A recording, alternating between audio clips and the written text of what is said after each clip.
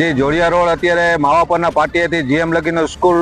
લગીનો જે બાયપાસ બની રહ્યો છે ભારતમાલા પ્રોજેક્ટ, એ રોડની અંદર કામગીરીની અંદર એક તો બાયપાસ તરીકે ઉપયોગ લેવાનો, પણ જે એના ડાયવર્ઝન બનાવવામાં આવે છે, ડાયવર્ઝન બધા કાચા છે, જેથી કરીને આજુબાજુના ખેડૂતોને પાકને મોટી નુકસાની થઈ છે. ત્યારે અને જ્યારે બાલેશ્વર મહાદેવ મંદિર પાસે અને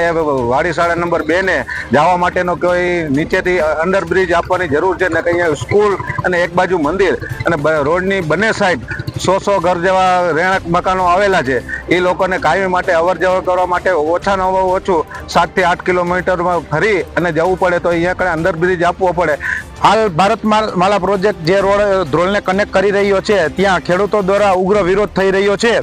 કારણ કે અહીંયા ખેડૂતના લગતા પ્રશ્ન માણસોને જે જગ્યાએ એક રોડથી બીજા રોડનું ક્રોસિંગ થઈ રહ્યું છે તે રોડમાં પણ ખેડૂતને ખૂબ જ મુશ્કેલી પડે છે. અને આ જે કોન્ટ્રાક્ટર કંપની છે પોતાની મનમાની કરે છે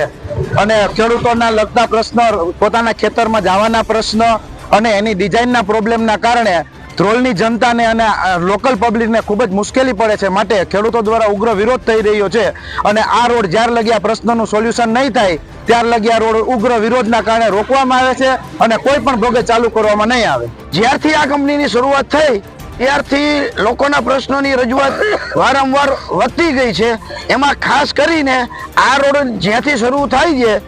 વાકિયા પાસે જીએમ સ્કૂલ પાસેથી આ રોડની શરૂઆત થઈ છે, તો અહીંયા મુખ્ય પ્રશ્ન એવો છે કે આ લોકોની અત્યારે જે ડિઝાઇન બનાવવામાં આવી છે તેમાં રાજકોટથી જે લોકો આવે છે એને વાકિયા બાજુ ફરી અને યુ ટર્ન લઈ અને પછી આ રોડની ઉપર ચડવા માટેની વાત છે.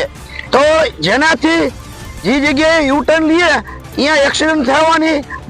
એ રાષ્ટ્રીય ધોરીમાર્ગ અને નેશનલ હાઈવે છે એમાં ટ્રાફિક ખૂબ જ વધારે છે, અહીંયા એક્સિડન્ટ થવાની શક્યતા વધારે છે. અમારી તમામ માહિતીથી અપડેટ રહેવા માટે જોડાયેલા રહો S9 ન્યૂઝ સાથે.